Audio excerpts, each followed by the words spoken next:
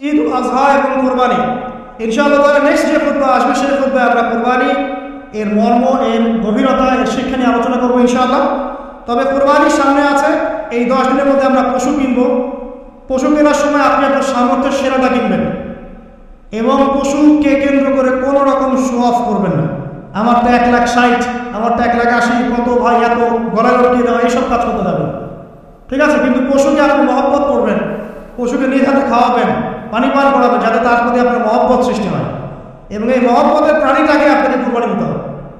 মনে রাখবেন, যিনি কুরবানি দিচ্ছেন তিনি যেন একজন ইব্রাহিম আলাইহিস সালাম, আর যাকে কুরবানি দেওয়া হচ্ছে সে যেন একটা ইসমাইল আলাইহিস সালাম। সবচেয়ে প্রিয় বস্তুটাকে কুরবানি করতে হবে। এই জন্যে আপনি আপনার সামর্থ্যের সেরাটা কিনবেন। এখানে অনেক মাসআলা আছে, আমি মাসআলাগুলো দিতে যাচ্ছি না। অনেক বড় বড় আলেম ওলামা আছেন, তাদের সংবাদপন্ন হয়ে আপনারা এগুলোর মাসআলা নিয়ে নেবেন, ঠিক আছে? তবে আমি একটা বিষয় বলবো, খালি কোরবানিকে কেন্দ্র করে কোনো রকম রিয়া, অহংকার, লোক দেখানো কাজ করতে যাবে এবং পরিবেশ দূষণ হয় এমন কোনো কাজ করতে যাবে। জাস্ট ইসলামের সৌন্দর্য ফুটিয়ে তুলবেন, এর যে হক, মিসকিনের হক, আত্মীয়দের হক, এটা ঠিকঠাক মতো আদায় করবেন। এখানকার গোশত, রক্ত, মাংস কোনো কিছু আল্লাহর কাছে যাবে না, শুধুমাত্র আমার বিশুদ্ধ ইখলাসটাই আল্লাহর কাছে যাবে। অতএব এটা মনে রেখে কোরবানি করা উচিত। আল্লাহ তৌফিক রায় করুন, আমিন। ইনশাআল্লাহ কোরবানির গভীর শিক্ষা সম্পর্কে আগামী জুমায় কথা হবে। আর সর্বশেষ কথা হলো যে এই কাজগুলো, কোরবানি বলেন, এই যে নামাজ, তাসবিহ, তাহলিল, কোরআন তেলাওয়াত, তাওবা, তাকবীর, সওম, এই কাজগুলো পারিবারিকভাবে এবং সামাজিকভাবে করার চেষ্টা করেন, তাহলে ইসলামিক সংস্কৃতি, হৃদ্যতা, ভালোবাসা ফুটে উঠবে। ইসলামের সৌন্দর্য অমুসলিমদের কাছে পরিস্ফুটিত হবে। ইনশাআল্লাহ দেখবেন এই সৌন্দর্য দেখে তারা ইসলামের পথে ফিরে আসবে ইনশাআল্লাহ।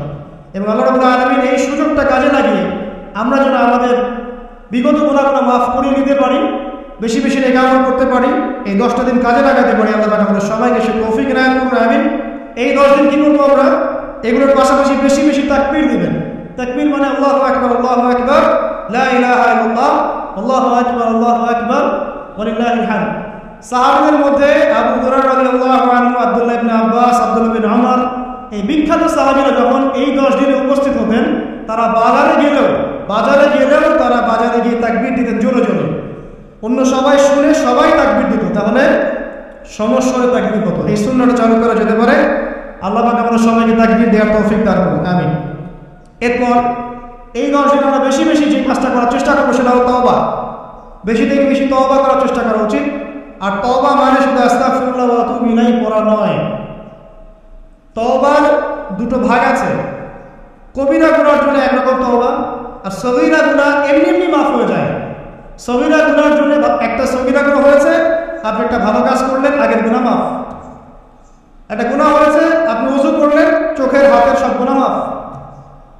একটা গুনাহ হয়েছে, আপনি সদকা করলেন, গুনাহ মাফ।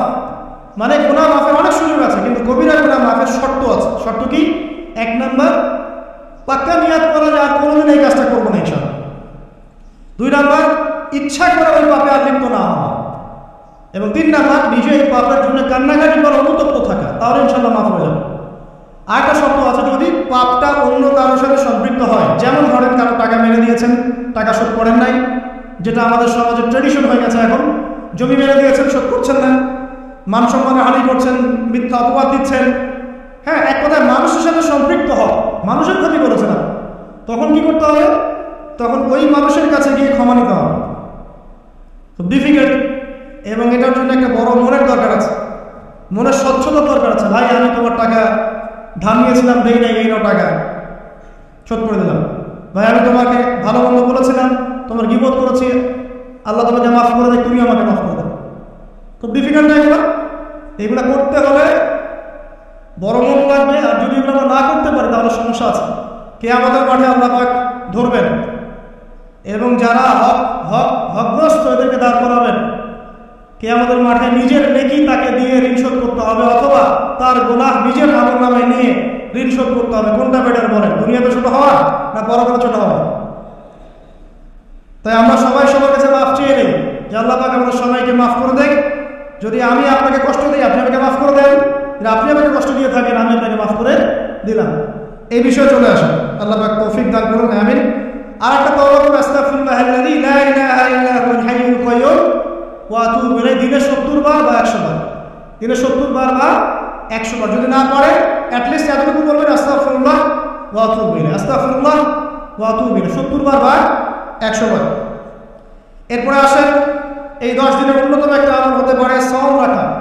যদি পারি এই 10টা দিন সওম রাখবো, যারা পারছি না মিনিমাম 3টা 4টা 5টা অ্যাটলিস্ট রাখবো। আর যারা সেটাও পারছি না কমপক্ষে আরাফার দিনের সিয়ামটা যেন মিস না যায়, ঠিক আছে? আরাফার দিনের সওম যেন মিস না যায়। আল্লাহ পাক তৌফিক দান করুন সবাইকে, আমিন। আরাফার দিনের সওম বিগত 1 বছর, আগামী 1 বছরের গুনাহ মাফের কারণ হয়ে যাবে ইনশাআল্লাহ। যত গুনাহ আমরা করেছি 1 বছরে, আরাফার সওম রাখলে সমস্ত গুনাহ মাফ হয়ে যাবে। একটা হাদিসে পড়েছিলাম ইবলিস আরাফার দিনে সবচাইতে বেশি অনুতপ্ত হয়, মানে হতাশায় ভোগে। একটু আগে বললাম না ইবলিস আমাদের প্রতিবন্ধকতা, সে সবচেয়ে বেশি হতাশায় ভোগে আরাফার দিনে। আরাফার দিনে আল্লাহ পাক কাছাকাছি চলে আসেন, রহমত নাযিল হতে থাকে, সেটা দেখতে পারে। এবং আরাফার দিনে আল্লাহ পাক যত মানুষকে মাফ করে দেন এবং জাহান্নাম থেকে মুক্তি দেন তা অন্য কোনো দিনে করেন। অগণিত অসংখ্য মানুষকে আল্লাহ পাক আরাফার দিনে মাফ করে দেবেন ইনশাআল্লাহ। অতএব এই দিন সওম রাখতে হবে। কারা সওম রাখবে? যারা হজ করছে না তারা রাখবে, মানে আমরা যারা হজ করতে যেতে পারিনি এবার তারা রাখবো ইনশাআল্লাহ তাআলা। এছাড়া বেশি বেশি সওম রাখার চেষ্টা করা উচিত এই 10 দিন। ফজিলত একটা হাদিস থেকে বলেছি, একটা সওম আপনার কি হবে? 1 বছর সওমের নেকি পাওয়া যাবে ইনশাআল্লাহ তাআলা। হজ এবং উমরা করা, যারা এই 10 দিনে হজ উমরার সুযোগ পেয়েছে তারা আল্লাহ পাকের মেহমান।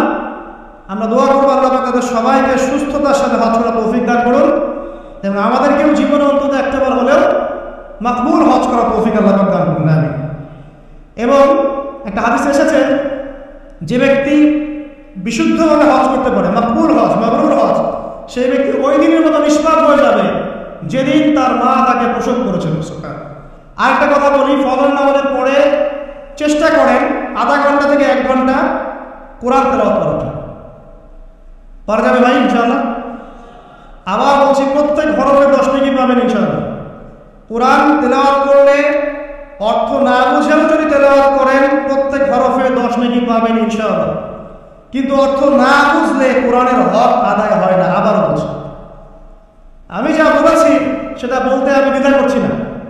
আমি বলছি কোরআন তেলাওয়াত করলে প্রত্যেক হরফে আপনি 10 নেকি করে পাবেন। বোঝেন আর নাই বোঝেন, তাফসীর বোঝেন আর নাই বোঝেন, অর্থ বোঝেন আর নাই বোঝেন, প্রত্যেক হরফে কি পাবেন? 10 নেকি পাবেন। কিন্তু অর্থ না বুঝলে, অনুধাবন না করলে কোরআন নাজিলের মূল হক আদায় হবে না।